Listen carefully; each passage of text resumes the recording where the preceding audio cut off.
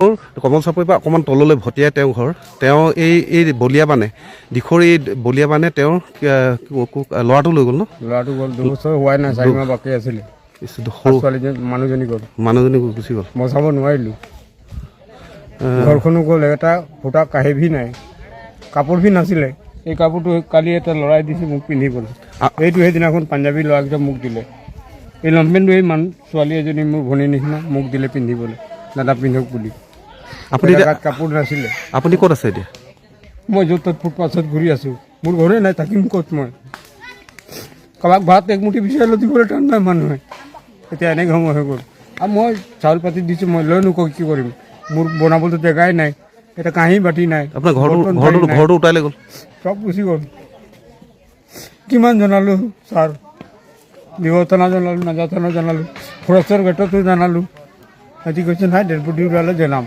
আজিলৈ dead body নাই 19 তাৰিখৰ কেছ আজি কেই তাৰিখ হৈ গ'ল চব আপোনাৰ গাঁওবুঢ়াই আপোনাৰ খবৰ নাই লোৱা নেপালী গাঁওবুঢ়াকো ক'লোঁ এই তিনিআলি গাঁওবুঢ়াকো ক'লোঁ আজি ডিছকাছ মোক কৈছে যে যেতিয়া ওলাব তোক জনাই দিম আজিলৈকে নাই কমল বাৰী আছিলে নামটো কি বাৰী ক'লে এইটো আকৌ গোহাঁইবাৰী আপোনাৰ নামটো বিকাশ বাউৰী মই অনুৰোধ জনাম আমাৰ অসমৰ সকলো ৰাইজলৈ যিসকলে সাহাৰ্য লৈ আহিছে তেওঁলোকলৈ অনুৰোধ জনাম আপুনি চাওক তেওঁ ডেড বডি নোপোৱাৰ কাৰণে তেওঁ সকলোতে খবৰ দিলোঁ ক'লে থানাত দিলে কোন থানাত দিছিলে বিহুবৰ থানাত জনালে নাজিৰা থানাত ফৰেষ্ট গেটত জনালে গাঁওবুঢ়াই জানে চবেই জানে গতিকে চাওকচোন এইটো হ'ল কমল চাপৰিৰ অৱস্থা মই বাৰে বাৰে কৈ আছোঁ যে কমল চাপৰিত মানুহে বহুত কনচেনট্ৰেট কম কৰি আছে ইয়াতে অলপ আপোনালোকে যদি মানে সাহাৰ্য দিবলৈ আহে কমল চাপৰিত অলপ চিন্তা কৰক আৰু মই বিশেষকৈ বিকাশ বাউৰী এই অৱস্থাটো তেখেতে মোক মাতিলে পটকৈ মাতিলত তেখেতে ক'লে মই কথা এটা কওঁ গতিকে মই এটা কথা চৰকাৰলৈ অনুৰোধ জনাম বিকাশ বাউৰী কমল চাপৰি ঘৰ আপোনাৰ ফোন নম্বৰ আছে ফোন নম্বৰ চব উঠি গুচি গ'ল গতিকে কমল চাপৰি আপোনালোকৰ আমাৰ লগত আপুনি চিনি পায় এখেতক ন চিনি পায় ন আচ্ছা এখেতক আপোনালোকে আপুনি ইয়াতে ঘূৰি আছে এতিয়া ঘূৰি আছে ন তো আপুনি এটা কাম কৰিব এতিয়াতো কি কয় মই চৰকাৰলৈ অনুৰোধ জনাব পাৰোঁ বিহুবৰ থানাৰ অনুৰোধ জনাব পাৰোঁ কমল বাউৰী এজাহাৰ ভিত্তিত এমাহ হৈ গ'লে ডেড বডি হেৰি নালাগে বুলি কৈছিলে তেখেতক দিয়ক কিবা এটা তেওঁ ঘৰখন উঠি গ'ল নিজৰ মানুহজনী উঠি গ'ল তেওঁ ঘৰ এখনো দৰকাৰ আছিলে নে এতিয়া আপুনি ৰাতি ক'ত হৈছে ৰাতি মই য'ত ত'ত থাকোঁ কেতিয়াবা মন্দিৰত থাকোঁ ইয়াত এইটো আফজান মন্দিৰ আছে তাত হৈ থাকোঁ আপোনাক এতিয়াতো মানুহে কণ্টেক্ট কৰিব লাগিব কেনেকৈ কোন কৰিব কোনে আজিকালি চবেই মানুহ নিজে নিজে ধ্বংস হৈ গ'ল কোনেনো কাক কোনে চাব নহয় চৰকাৰী মানুহ যদি আহে আপোনাক চৰকাৰী মানুহ আহিছে তৰকাৰী বনাই গৈছে মই কি ক'ম কাকনো ভৰি ধৰিম ছাৰ কাকো ভৰি ধৰিও নাই এনেকুৱা সমস্যা এতিয়া এই ভিডিঅ'টো চাই হয়তো আপোনাৰ ওচৰলৈ চৰকাৰ আহিব তেতিয়া কাক আপোনাৰ মানুহে ইমান বস্তু পাইছে কিমানে দিছে মোকো দিছিলে মই কৰিম নেকি এইবিলাক লৈ ঘৰে নাই আপোনাৰ ঘৰে নাই ল'ৰাটোৱে নাই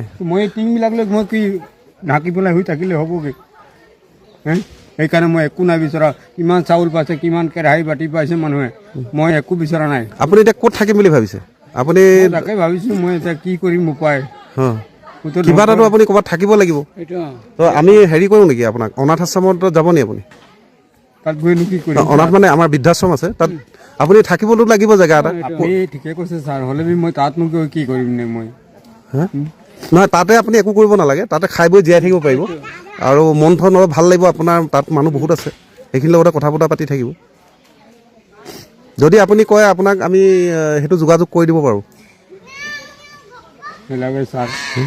নহয় আপুনি এটা কাম কৰক আপোনাৰ গোটেই পৰিয়াল উঠি গৈছে গতিকে আপুনি অকলে এতিয়া কি কৰিব আপুনি এজন সুস্থ মানুহ হৈ আছে আপুনিতো জীয়াই থাকিব লাগিব কিবা এটা কৰিব লাগিব মইতো চৰকাৰলৈ আপোনাৰ এইটো ভিডিঅ'টো পঠাইছোৱে চৰকাৰ পঠিয়াইছোঁ গোটেই অসমৰ সমাজলৈ পঠিয়াইছোঁ যে বিকাশ বাউৰী অৱস্থাটো এইটো আৰু এইটো কমল চাপৰি আপুনি কমল চাপৰি একদম গোহাঁইগাঁও তাত আপোনাক বিকাশ বাউৰী বুলি ক'লে চবেই চিনি পায় গোহাঁইগাঁৱৰ কমল চাপৰি আপোনালোকক মই যিসকলে মোৰ ভিডিঅ'টো চাই আছে তেওঁলোকক মই কৈছোঁ যে কমল চাপৰি গোহাঁইগাঁৱৰ এই মানুহজনৰ মানুহগৰাকী উঠি গ'ল আৰু কেইবছৰ কিমান হৈছিলে ল'ৰাটো 2 বছৰ 4 মাহ বাকী আছিলে গতিকে তেওঁৰ ঘৰখনো উটাই লৈ গ'লে একো নাই তেওঁ এতিয়া য'ত ত'ত অঘৰীৰ নিচিনা ঘূৰি ফুৰিছে মোক হঠাতে লগ পাই ক'লে কথাখিনি কমল চাপৰি গোহাঁইগাঁও মই বিহুবৰ থানাকো অনুৰোধ কৰিম যে এই মানুহজনক আপোনালোকে কিবা এটা সুবিধা কৰি দিয়ক আৰু তেখেতক আমি এটা সুবিধা কৰি দিব পাৰিম যে আমি বৃদ্ধাশ্ৰমলৈ তেখেতক লৈ যাব পাৰিম। তেখেতক কোনো নাই এতিয়া, বৃদ্ধাশ্ৰমত তেখেতে থাকিব পাৰিব। শিৱসাগৰ বৃদ্ধাশ্ৰমলৈ আমি লৈ যাব পাৰিম তেখেতক। মই এইখিনি ক'লোঁ। মই আকৌ এবাৰ চৰকাৰলৈ অনুৰোধ জনাইছোঁ, বিহুবৰ থানা অনুৰোধ জনাইছোঁ, কমল চাপৰি গোহাঁইগাঁৱৰ বাসিন্দা বিকাশ বাউৰীক আপোনালোকে এটা কিবা ঠিকনা এটা দিয়ক। মানুহজন এনেকৈ ঘূৰি ফুৰিছে। সিদিনাখন আমাৰ পাঞ্জাবী ভাইসকলে কিবা এটা দি গ'ল আৰু কোনোবা এজনে দিলে আৰু এই চোলা এটা দিলে, বোলে এইকেইটাই পিন্ধি ঘূৰি ফুৰিছে। নিজক মানে নিজৰ কলিজাখন হেৰুৱাই পেলালে, নিজৰ ল'ৰাটো হেৰুৱাই পেলালে, 2 বছৰ হৈছিলে, মানুহজনী হেৰুৱাই পেলালে, পানীয়ে উঠি গ'ল। মই আপোনালোকক অলপ আগতে এই ভিডিঅ'টো দেখাইছিলোঁ যে ভয়ানক এটা মানে দিশৰ তলৰ যিটো পজিশ্যন, মানে নাগিনীমৰাৰ পৰা তলৰ যিটো পজিশ্যন, ডাইৰেক্ট খুন্দাটো মাৰিছিলে আপোনাৰ কমল চাপৰি বা ভটিয়াই আছে নেপালী খুটি উটাই লৈ গ'ল। এইখনো লৈ গ'ল। এইখনত অলপ ফ'কাছটো কম হৈছে, আপোনালোকে অলপ চাওক। আৰু স্পেচিয়েলি মই ভিডিঅ'টো বনাইছোঁ বিকাশ বাউৰীৰ কাৰণে। কমল চাপৰি গোহাঁইগাঁও বিহুবৰ থানাত তেওঁ দিছিলোঁ বুলি কৈছিলে, ফৰেষ্ট গেটতো দিছিলোঁ বুলি কৈছিলে। তেওঁলোকে অকণমান খবৰ খাতি কৰি থান ঠিক লগাই দিয়ক। আমি যদি থান ঠিক লগাই দিবলগীয়া হয় তেতিয়াহ'লে তেখেতক আমি বৃদ্ধাশ্ৰমত লৈ যাব লাগিব। মমতা নেওগৰ ভাষণ দি থাকোঁতে পেপাৰে পত্ৰে মানে খবৰত পোৱা মতে 11জন, এজন পুলিচ কনষ্টেবল আৰু বাকী 10টা মানে ষ্টুডেণ্ট পৰি গৈছে ভাষণ শুনি মানে প্ৰখৰ ৰ'দত থাকিব নোৱাৰি। আৰু ইফালে মোদী ডাঙৰীয়াৰ লালকিল্লাত ভাষণ। এই বানপানীত সমগ্ৰ দেশবাসী আপোনালোকৰ লগত আছে। মই 2টা কথা ক'ম। প্ৰথম কথাটো হৈছে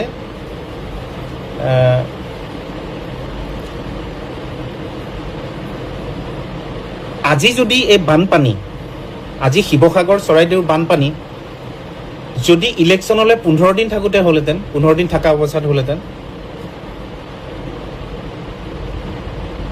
তেতিয়া প্ৰধানমন্ত্ৰীটো দূৰৰে কথা, গোটেই চেণ্ট্ৰেল কেবিনেট হয়তো উঠি আহিলেহেঁতেন আৰু ইমানে সাহায্য দিলেহেঁতেন আপুনি পাগল হৈ গ'লহেঁতেন, ভাবিব নোৱাৰে। এইবাৰ বানপানী হওঁতে ইলেকশ্যন নাই, ইলেকশ্যনৰ সময় নহয় এইটো, গতিকে প্ৰয়োজনবোধ কৰা নাই, নকৰিলে আহিবলৈ। প্ৰধানমন্ত্ৰীয়ে আহিবলৈ প্ৰয়োজনবোধ নকৰিলে। 100 বছৰৰ মূৰত হোৱা এনেকুৱা এটা বানপানী, গৃহমন্ত্ৰী নাহিলে, কোনোবা এজন পঠাই দিলে।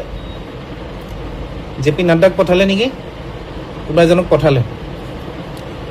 গতিকে এখেতসকলৰ চিৰিয়াছনেছ সিমানখিনি। আপোনালোক হৈছে ভোটাৰ হিচাপে একোটা গিনিপিক, আমি একোটা গিনিপিক।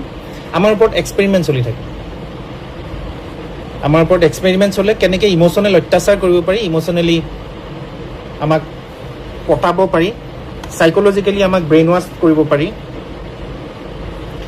তেওঁলোকৰ গোটেই বছৰটো সেইটোৱে কাম।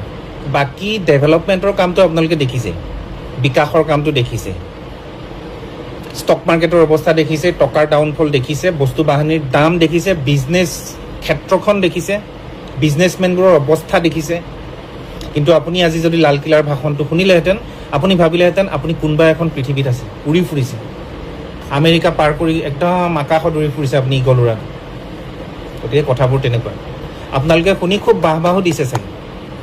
এই কোটি জনসাধাৰণক এই ধৰণে তাৰমানে পলিটিচিয়ানবোৰে মুখ্য সজাই আছে আৰু জনসাধাৰণ কেতিয়াও জাগ্ৰত নহয়। বিবেকটো কেতিয়া বৃদ্ধি হ'ব, বিবেকে কেতিয়া কাম কৰিব জনসাধাৰণৰ, সেইটোহে ডাঙৰ কথা।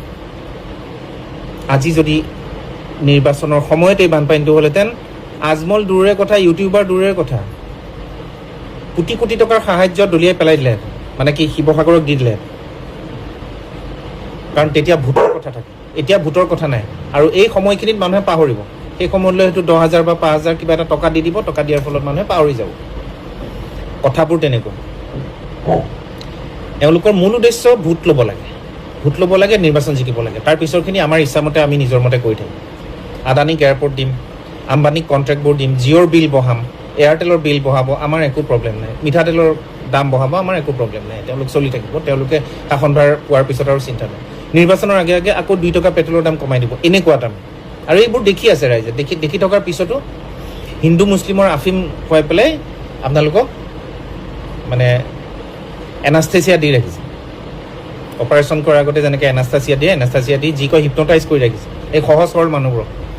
আৰু নিৰ্বাচনটো তেওঁলোকেও জানে আমাৰ ওপৰত বিবেকহীন মানুহৰ ওপৰত ডিপেণ্ড নকৰে আৰু মানে বিবেক থকা মানুহৰ ওপৰত ডিপেণ্ড নকৰে, বিবেক থকাখিনিৰ ওপৰত ডিপেণ্ড কৰে, যাৰ বিবেক নাই তেওঁলোকৰ ওপৰত ডিপেণ্ড কৰে। আৰু সেই মানুহখিনি মেক্সিমাম মানুহ সেইখিনি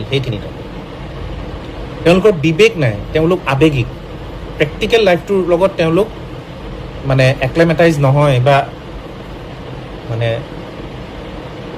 সংপৃক্ত হ'ব নোৱাৰে, তেওঁলোক আৱেগত চলে। গতিকে সেইটো হ'ল 1 নম্বৰ কথা। দ্বিতীয় কথাটো হৈছে অজন্তা নেওগৰ যোনটো ভাষণ আছিলে, ভাষণটোৰ মাজত ষ্টুডেণ্টবোৰ পৰি গৈছে আৰু এইটোও শুনা পাইছোঁ যে তেওঁ ভাষণ দিয়ে আছে। মই ভাবোঁ প্ৰথম ষ্টুডেণ্টটো পৰোঁতেই তেওঁ দৌৰ মাৰি যাব লাগিছে। আপুনি দেখিব তেওঁ যেতিয়া ভাষণ দি আছে তেওঁৰ চাৰিওফালে ডাঙৰ ডাঙৰ ফেন আৰু এয়াৰ কুলাৰ, ডাঙৰ ডাঙৰ হাই কোৱালিটি এয়াৰ কুলাৰ চলি আছিল আৰু সেই ষ্টুডেণ্টবোৰে প্ৰখৰ ৰ'দত ৰৈ পেলাই তেওঁৰ ভাষণ শুনি আছিল। দে আৰ ফ'ৰ্চ টু হিয়াৰ হাৰ স্পীচ। তেওঁলোকক ডিচিপ্লিনত থাকিবলৈ কোৱা হৈছিল, তেওঁলোকে যাবও নোৱাৰে, পানী পিয়াহ লাগিলেও তেওঁলোক যাব নোৱাৰে, গতিকে তেওঁলোকক ৰ'দত ৰখি পেলাই তেওঁৰ ভাষণটো শুনিবলৈ বাধ্য কৰোৱা হৈছিল। আৰু যেতিয়া ষ্টুডেণ্টবোৰ পৰি গৈছে তেওঁ ভাষণ কৈয়ে আছে, ভাষণ গায়ে আছে, তেনেকুৱা এটা অৱস্থা। গতিকে এয়া হৈছে আমাৰ জননেতা, পলিটিচিয়ান, ৰাজনীতিবিদৰ নেচাৰ। আৰু আপোনালোকে আশা কৰে আমাৰ দেশ উন্নতি হৈছে বুলি। চীনাই আমাৰ মাটিত চীনে দখল কৰিছে, তাৰ ওপৰত কোনো ডিছকাশ্যন নাই। ৰাষ্ট্ৰভক্তিৰ কথা কয়। পাকিস্তানৰ কথা উল্লেখ থাকিব। পাকিস্তানটো হৈছে মানে লুক্ৰেটিভ ছাবজেক্ট, হিন্দু মুছলিমৰ কথা আছে, চীনৰ কথা উল্লেখ নাথাকে। চীনক ৱাৰ্ণিং দিয়াৰ সাহস নাই আমাৰ।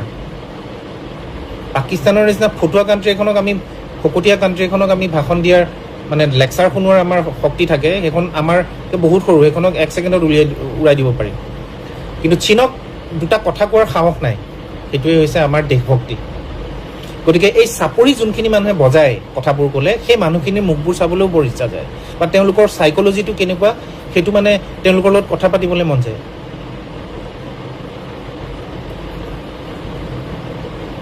স্বাধীনতা দিৱসৰ দিনা, দেশ স্বাধীন হোৱাৰ দিনা, এতিয়ালৈকে খবৰ পোৱা মতে 11টা ষ্টুডেণ্ট ঢলি পৰিছে ৰ'দত, অজন্তা নেওগে ভাষণ দি আছে। সেইটোৱে হ'ল তেখেতৰ বিবেক আৰু ৰাইজৰ বিবেক। তেওঁৰ চাৰিওফালে হয়তো এয়াৰ কুলাৰ, ডাঙৰ ডাঙৰ পাংখা, ডাঙৰ ডাঙৰ বৰ অফিচাৰ বহি তেওঁক হাৱা দি আছিলে, যি সময়ত ষ্টুডেণ্টকেইটা মাটিত বাগৰি পৰিছিল। তেওঁ এতিয়ালৈকে হয়তো স্পষ্টীকৰণ এটাও চাগে দিয়া নাই, বা তেওঁ খবৰ কৰিবলৈ গৈছে নাই ষ্টুডেণ্টকেইটাৰ, সেইটোও সন্দেহজনক। আমি দেখা নাই। আজি 80 স্বাধীনতা দিৱসৰ দিনা এইবোৰ মানে শুনিবলৈ পাই বৰ দুখ পাইছোঁ। আৰু অন্ততঃ বিবেক, ৰাইজে অন্ততঃ বিবেক, নিজৰ বিবেক প্ৰয়োগ কৰক। কিবা এটা কথা ক'লে বস্তুটো কি, কিয় কৈছে তাক এটলিষ্ট অনুসন্ধান কৰক। কথাটো সঁচা নে মিছা, কিয় কৈছে, কথাটো কোৱাৰ বাবদ কি ৰিয়েকশ্যন হ'ব পাৰে, পাব্লিক ৰিয়েকশ্যন কি হ'ব পাৰে, আমাৰ সমাজত কেনেকুৱা প্ৰভাৱ পৰিব পাৰে, তাকে নকৰি ঢৌত আপোনালোকে ভোট দি ৰাজনীতিবিদবোৰক জিকায়, আৰু জিকাৰ পিছত তেওঁলোকৰ কথাবোৰ আপোনালোকে দেখিছেনে? তেওঁলোকে আজি এজনে কৈছে মানে অন্ততঃ সেৱা কৰিব নালাগিছিল। তোমালোকে কি কোনে কাক সেৱা কৰিব তোমালোকে ঠিকা লৈ থৈছা নেকি? ৰাইজৰ ঠিকা লৈ থৈছা তোমালোকে?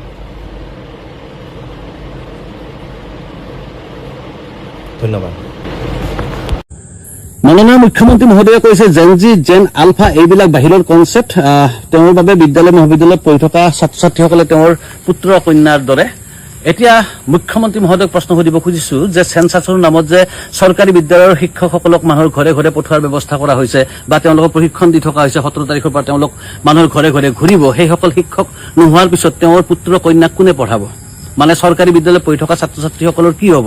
এই যে গৰমৰ বন্ধ খোলাৰ পিছত প্ৰাইভেট স্কুলবিলাকত নতুনকৈ পুৰা দমে ক্লাছ আৰম্ভ হৈ গৈছে, আৰু সেইখিনি একেখিনি সময়তে চৰকাৰী বিদ্যালয়ৰ ছাত্ৰ ছাত্ৰীসকলক পঢ়োৱাৰ সলনি শিক্ষকসকলক ব্যস্ত ৰখা হৈছে চেঞ্চাছৰ কামত, লোকপিয়লৰ কামত। এনেদৰে আমাৰ আগবাঢ়ি যাব নেকি শিক্ষা? আমি সকলোৱে জানো যে এই শিক্ষা ব্যৱস্থাটোক দিনে দিনে চৰকাৰী শিক্ষা ব্যৱস্থাটোক ধ্বংস কৰি প্ৰাইভেট স্কুলক শক্তিশালী কৰাৰ কাৰণে এটা ষড়যন্ত্ৰ দীৰ্ঘদিন ধৰি চলি আছে। অকল যে এইখন চৰকাৰৰ দিনত চলি আছে তেনেকুৱা নহয়, ইয়াৰ আগতেও আমাৰ পৰীক্ষাৰ বহি গৰুৱে খাইছিলে। তেনেকুৱা ধৰণৰ পৰম্পৰা এটা চলিয়ে থাকিলে। কিয় চলি থাকিলে? আজিৰ তাৰিখত অতি দুখীয়া ঘৰৰ মানুহখিনিৰ বাহিৰে বাকী সকলোৱে প্ৰাইভেট স্কুলত নিজৰ ল'ৰা ছোৱালীক এডমিশ্যন দিব খোজে। আনকি দুখীয়া মানুহেও নিজে এসাঁজ নাখাই হলেও নিজৰ সন্তানৰ ভৱিষ্যতৰ স্বাৰ্থত চৰকাৰী বিদ্যালয়ত নিদি প্ৰাইভেট স্কুলত নিজৰ ল'ৰা ছোৱালীক এডমিশ্যন দিব খোজে। কিহৰ কাৰণে দিব লগা হ'ল, কি পৰিস্থিতিৰ কাৰণে দিব লগা হ'ল? এই যে চৰকাৰী বিদ্যালয়ৰ ফলাফল বেয়া হয়, পৰীক্ষাৰ ৰিজাল্ট বেয়া হয়, কিহৰ বাবে হয়? তেওঁলোকৰ তাতে ক্লাছেই নহয়। এই পেলুৰ দৰৱ দিবৰ কাৰণে যাব, এই লোকপিয়লৰ কামত যাব, এই ইলেকশ্যনৰ ডিউটিত যাব, এই বেলেগ কিবা কামত যাব। কিবা কাম আহিলেই শিক্ষকসকলক দায়িত্ব দিয়া হয় যে তোমালোকে পঢ়াব নালাগে, এইটো কামত যোৱা। এয়া এটা ষড়যন্ত্ৰ। এই ষড়যন্ত্ৰৰ কথা অসমৰ ৰাইজে বুজি পোৱাটো উচিত। কিহৰ বাবে শিক্ষা ব্যৱস্থাটোক দুটা ভাগত বিভক্ত কৰা হৈছে, ধনীৰ বাবে বেলেগ, দুখীয়াৰ বাবে বেলেগ। একে সময়তে আমি গম পাইছো যে ছেমিষ্টাৰৰ এডমিশ্যনৰ সময়ত নে পৰীক্ষাৰ এডমিশ্যনৰ সময়ত হঠাৎ 7,500 পৰ্যন্ত ফিজবিলাক বঢ়াই দিয়া হৈছে। ইমান পইচা সেই ছাত্ৰ ছাত্ৰীসকলে কেনেকে দিব? অথচ কোৱা হৈছে যে তেওঁলোক আমাৰ মাননীয় মুখ্যমন্ত্ৰী মহোদয়ৰ নিজৰ কন্যা সন্তানৰ দৰে, পুত্ৰ সন্তানৰ দৰে। এনেকৈ তেওঁলোকৰ পঢ়া শুনা বৰবাদ কৰি তেওঁলোক কেনেকে আপোনাৰ পুত্ৰ কন্যা হ'ব পাৰে? এবাৰ ভাবি চাব মুখ্যমন্ত্ৰী মহোদয়, আপুনি যদি সঁচাকে অসমৰ ইতিহাসৰ শ্ৰেষ্ঠ মুখ্যমন্ত্ৰী হয়, সঁচাকে যদি আপুনি এজন বুদ্ধিমান শক্তিশালী মানুহ হয়, তেতিয়াহ'লে আপোনাৰ শাসনকালত আচলতে চৰকাৰী ব্যৱস্থা, শিক্ষা ব্যৱস্থা 1 নম্বৰত আহিব লাগিছিলে। কিন্তু সেইটো নহয়, ধ্বংসৰ পথত গৈ আছে। তাৰ কাৰণ এইটো এটা শেহতীয়াভাৱে আজমল ডাঙৰীয়া বোলে উজনি অসমত মানে চকু পৰিছে, তেওঁ ইয়াত থিতাপ ল'ব বিচাৰিছে। মই ক'ব বিচাৰিছো সেইসকলক যিসকলে কৈ আছে যে আজমল ডাঙৰীয়া উজনি অসমখন লৈ ল'ব। এতিয়া উজনি অসমত এনেকুৱা কি আছে, এনেকুৱা কি আছে? মই তাকে ভাবি ভাবি ক'বলৈ আছো, উজনি অসমত মানুহবিলাকে সোণ খায় নেকি? উজনি অসমৰ মানে কি বেলেগ কি? উজনি আৰু নামনিৰ মাজত যেনেকৈ তেওঁ সেই উজনি মানে নামনিৰ পৰা আহি পেলাই উজনিলৈ মানে থিতাপি ল'বহি। আৰু তেওঁ এনেকুৱা এজন ব্যক্তি যে তেওঁ সেই উজনিখনহে তেওঁ চকু পৰিলে। আৰু এই গুগলত অকণমান যদি চাৰ্চ কৰে নহয়, তেতিয়া চাব পাৰিব তেওঁৰ ব্যৱসায় বাণিজ্যবিলাক আমাৰ ইয়াতেই নহয়, ইয়াতে আবদ্ধ থকা নাই। তেওঁ UK মানে কি এইটো আৰৱ আৰু এইবিলাক গোৱা মানে যত যিমান আমাৰ দেশ আছে ন, ধনী ধনী দেশ, তো সেই দেশৰ লগত তেওঁ ব্যৱসায়। তো আমাৰ এই উজনি অসমখনত তেওঁ আহি পেলাই কি কৰিব? এনেকুৱা কি আছে আমাৰ উজনি অসমত যে তেওঁ আহি পেলাই মানে আমাৰ ইয়াতেই মানে চকু পৰিব? এই উজনি অসমলৈ অহা বন্ধ কৰ, এই উজনি অসমত থিতাপি ল'ব। এতিয়া এই পইচা দিছে, দিয়ে ভাই মুঠতে ইয়াৰ পৰা তহঁতি পইচা দিছ অকল পাঁচ মানি, আৰু উজনি অসমত চকু নেমেলি। মই তাকে ভাবিছোঁ উজনি অসমত এনেকুৱা কি আছে? আমাৰ ইয়াত সোণ আছে নেকি বাৰু? আমাৰ সোণ আছে নেকি? মই তাকে ভাবিছোঁ। আমিহে পোৱা নাই, সোণবিলাক কিছুমানে কিজান পাই আছে। তো সেইটো কাৰণে এই বদৰণি আজমল ডাঙৰীয়া আমাৰ উজনি অসমত আহিব দিয়া নাই। আমিহে উজনি অসমৰ, আমিহে আজিলৈকে একো পোৱা নাই। আৰু সেইটো কথাটো বাদ দিয়ক। তো যদি নহয় আপোনালোকে চাৰ্চ কৰিবলৈ লয় নহয় বদৰণি আজমল ডাঙৰীয়াৰ তেওঁ ব্যৱসায় বাণিজ্যবিলাক, তেতিয়াহ'লে আপুনি পাগল হৈ যাব। মই খালি চাৰ্চ কৰিছিলোঁ আৰু মই মানে পাগল হৈ গৈছোঁ। পাগল মানে কি? তেওঁ এনেকুৱা এজন মানে ব্যৱসায়িক মানে প্ৰতিষ্ঠান আছে, ব্যৱসায় প্ৰতিষ্ঠান, আৰু তেওঁ এজন এনেকুৱা গণ্যমান্য ব্যক্তি। আৰু সেই ব্যক্তিজনক এসোপাই মানে লালু পাঞ্জু ঘাটিয়াম বাটিয়ামে এনেকুৱা বেহুদা কথাবিলাক কৈছে। মই কৈছোঁ তহঁতক সেই চববিলাকত ব্যৱসায় বাণিজ্য তহঁতক ঘেণ্টা কৰিবলৈ নলয়, তহঁতক হাগি দাং কৰিবলৈ নলয়। মই তহঁতক কৈ দিলোঁ যিকেইটা এটা বাৰে বকি আছে নহয় যে উজনি অসমলৈ আহি আমাৰ উজনিখন সাৰাপিবলৈ। অ' মাই গড, এবাৰ চাৰ্চ কৰি চাবি গুগলত, ইউটিউবত নহয়। ইউটিউবতো পাই যাবা ভাই, কিন্তু গুগলতো মিছা মানে একো নিদিয়ে ন, তো মিছা মানে একো বাতৰি প্ৰকাশ নকৰে। তো গুগলত চাৰ্চ কৰিব আৰু আপোনালোকে সকলোখিনি তথ্য পাব। মই কালি চাৰ্চ কৰি পেলাই মই অকণমান আচৰিত হৈছোঁ সঁচাকৈ, কেনেকুৱা এজন ব্যক্তি আহি পেলাই ইয়াত আমাৰ এনেকুৱা গেলানি খাব লগা হৈছে। কেনেকুৱা গেলানি খায়। আমি তেওঁৰ যোগ্য আমি একোৱেই নহয়, কিন্তু হ'লেও তেওঁ আমাৰ উজনি অসমৰ কাৰণে আহিছে। যি নেকি মিয়া বুলি অকল ঠাট্টা কৰাৰ পাছতো তেওঁ আমাৰ আজি উজনি অসমলৈ আহিছে। কিন্তু আকৌ এসোপাই তেওঁক গালি পাৰিব নাই দেই। মই কৈছোঁ তহঁতক হাগি দাং পাৰিবলৈ নলয়, মই কৈছোঁ তেওঁ এনেকুৱা এজন ব্যৱসায়িক মানুহ হয়, ব্যৱসায় প্ৰতিষ্ঠান তেওঁ আছে। মুখ্যমন্ত্ৰী ডাঙৰীয়া, অসমীয়াৰ এই দুৰ্দিনৰ সময়ত সমগ্ৰ ৰাইজে মুক্ত হস্তে শিৱসাগৰবাসীক সহায় কৰাৰ কাৰণে আপুনি হিংসাত জ্বলি পুৰি মৰিছে হ'বলা। অসমীয়াৰ ফালে পিঠি দিয়া আপুনি প্ৰথমজন অসমৰ মুখ্যমন্ত্ৰী। আচলতে আপোনাৰ মুখ্যমন্ত্ৰী হোৱাৰ কোনো যোগ্যতাই নাই। এইটোতো হয়, কাৰণ অসমৰ ৰীতি নীতি, কৃষ্টি সংস্কৃতি, পৰম্পৰা, সাহিত্য, সভ্যতা, ইতিহাস, গৌৰৱ, এই সকলোবিলাক খিলঞ্জীয়া জাতি জনগোষ্ঠীয়ে আগুৱাই লৈ যোৱাৰ প্ৰতি যেতিয়াই প্ৰশ্ন আহিছিল, যেতিয়াই শংকাৰ প্ৰশ্ন আহিছিল, তেতিয়া অসমৰ জনসাধাৰণে অহিংস নীতিৰে 6টা বছৰ আন্দোলন কৰিছিল। 860জন লোকৰ মৃত্যু হৈছিল, হাজাৰ জীয়ৰী বোৱাৰী ধৰ্ষিত হ'ব লগা হৈছিল, হাজাৰজনে পংগুত্বৰ জীৱন আঁকোৱালি ল'ব লগা হৈছিল। কিয়? What is the reason? Reason is that সেই সময়ত পূব পাকিস্তান অৰ্থাৎ বাংলাদেশৰ চিলেট ময়মনসিং জিলাৰ পৰা ছাৰ ছাদুল্লাহ, যেতিয়া আমাৰ দেশৰ আমাৰ ৰাজ্যৰ প্ৰধানমন্ত্ৰী আছিল, ইণ্ডিয়ান গভৰ্ণমেণ্ট আছিল, তেতিয়া গ্ৰ' মোৰ ফুড, অধিক খাদ্য শস্য উৎপাদন নামৰ এখন আঁচনি প্ৰস্তুত কৰি কমুৱা মৈমনছিঙীয়া মিয়া আনি অসমত সংস্থাপিত কৰিলে। তেওঁলোকৰ সংখ্যা বাঢ়ি গ'ল। আৰু যেতিয়া সংখ্যা অস্বাভাৱিকভাৱে যেতিয়া বাঢ়িলে, ইয়াত থকা যিখিনি পলসুৱা মাটি, এই মাটি যেতিয়া ইডোখৰৰ পিছত সিডোখৰ দখল কৰা আৰম্ভ কৰিলে, তেতিয়া এই শংকা ভীমবৰ দেউৰী, মোৰ ফোনটো নাই, আপোনালোকক মই স্পীচটো দিয়ে দিব পাৰোঁ, এই ফোনটো দেচোন। ভীমবৰ দেউৰীয়ে এতিয়াই বিধানসভাত 1940 তেওঁৰ ছাৰ চাদুল্লাক ভৎসনা কৰি তেওঁ স্পীচ দিছে। আৰু সেই কথাটোৱে 1979 চনৰ পৰা যেতিয়াই বৰপেটা লোকসভা নিৰ্বাচনত হামিদা আহমেদে প্ৰাৰ্থিত্ব দিবলৈ আগবাঢ়ি গৈছিল, হীৰালাল পাটোৱাৰীৰ মৃত্যুৰ পিছত যেতিয়া সেই ভোটাৰ তালিকা প্ৰকাশ ঘটিল, সেই খচৰা ভোটাৰ তালিকাত যেতিয়া দেখিলে যে কেৱল বৰপেটা লোকসভা সমষ্টিতেই 40,000 অবৈধ সন্দেহযুক্ত মানুহৰ নাম সোমাইছে, এই ভোটাৰ তালিকা সংশোধন নকৰালৈকে ইলেকশ্যন পাতিবলৈ দিয়া নহ'ব, বাই ইলেকশ্যন। আৰু তেতিয়া অসমৰ ৰাইজে প্ৰতিৰোধ কৰিলে। আৰু 10 ডিচেম্বৰ 1979 হামিদা আহমেদে যেতিয়া বৰপেটাত মনোনয়ন দাখিল কৰিবলৈ গ'ল, ফখৰুদ্দিন আলী আহমেদৰ পত্নী, যেতিয়া KPS গিলে সেই নেতৃত্ব দি গ'ল, সেই নেতৃত্ব দি যোৱা সেই সমদল বাধা দিবৰ কাৰণে জেগাই জেগাই ৰাইজে বাধা দিলে। ভৱানীপুৰত ৰাইজ যেতিয়া উজান বৰবৰী গাঁৱত সকলো গোট খালে, আৰু তেতিয়া তাত যেতিয়া গোট খোৱা বাধা দিলে, তেতিয়া CRP লাঠিৰ কোবত এজন সফল ডেকা ল'ৰাৰ মৃত্যু ঘটিল, এইজনে খগেশ্বৰ তালুকদাৰ। আৰু তাৰপিছতে 860 জন, আৰু এই 860 জন অবৈধ বাংলাদেশী চিনাক্তকৰণৰ কাৰণে আব্দুল মুহিম মজুমদাৰৰ খচৰা প্ৰস্তুত IMDT আইন ৰূপায়ণ হ'ল। এই IMDT আইন যেতিয়া সুপ্ৰিম কোৰ্টত সৰ্বানন্দ সোণোৱাল ডাঙৰীয়াই খাৰিজ কৰোৱালে, তেতিয়া দেখিলে যে অবৈধ বাংলাদেশী চিনাক্তকৰণৰ পথ সুগম হৈছে। তেতিয়াই বদৰুদ্দিন আজমলে এই অবৈধ বাংলাদেশী নাগৰিকসকলক ৰক্ষণাবেক্ষণ দিবৰ কাৰণে AIDF গঠন কৰিলে। এইটো জানে আপোনালোকে সকলোৱে, অসমৰ ৰাইজে জানে। যিজনে আমাৰ অস্তিত্ব ৰক্ষা কৰিবলৈ আগবাঢ়ি অহা লোকক সুৰক্ষা দিয়ে, তেওঁ কেনেকৈ বন্ধু হ'ব আমাৰ? পইচা থাকিব পাৰে কোটি কোটি টকা, 1000 কোটি টকা, 500 টকা দলিয়াই দিব পাৰে, কিন্তু শংকৰ গুৰুজনাৰ জন্মস্থানটোতো বহুত লাখ কোটি টকাটো কিনিব নোৱাৰে। বৰদোৱাত শংকৰ গুৰুজনাৰ জন্মস্থান বহুত লাখ কোটি টকা দিলে কিনিব পাৰিব নেকি আপুনি বেলেগ দেশৰ জেগা? কিন্তু দখলটো কৰিলে। যদি ভাৰতীয় জনতা পাৰ্টি চৰকাৰ নাহিলেহেঁতেন, এই গুৰুজনাৰ জন্মস্থান কেতিয়াবা উদ্ধাৰ হ'লহেঁতেন নেকি? গুৰুজনাইতো অসমখনৰ ভোট নিৰ্মাণ কৰি থৈ গ'ল। এই পবিত্ৰ মণিকূটত চাইতো সমাজখন শান্তিৰে বৰ্তি থাকে। জ্যেষ্ঠজনে সমাজখন পৰিচালনা কৰাৰ পথ নিৰ্ণয় কৰে, সমাজখনক সমীহ কৰে, তাৰ মাজতহে আমাৰ পৰিৱেশ নিৰ্মাণ হ'ব। গতিকে সেই পৰিৱেশত কুঠাৰাঘাত কৰা বদৰুদ্দিন আজমল 500 টকা নট ইম্পৰ্টেণ্ট, তাক ৰক্ষণাবেক্ষণ দিব বিচাৰিছে। যদি তেওঁৰ ওচৰত আমি শৰণ লওঁ, তেতিয়াহ'লে 860 জন মানুহৰ যি শ্বহীদৰ মূল্যাংকন আমি কেনেকৈ কৰিম? এফালেদি জাতীয়তাবাদৰ কথা ক'ম, আনফালেদি বদৰুদ্দিন আজমলৰ লগত মিলা মিছা, দুইটা বস্তু একেলগে নহয়।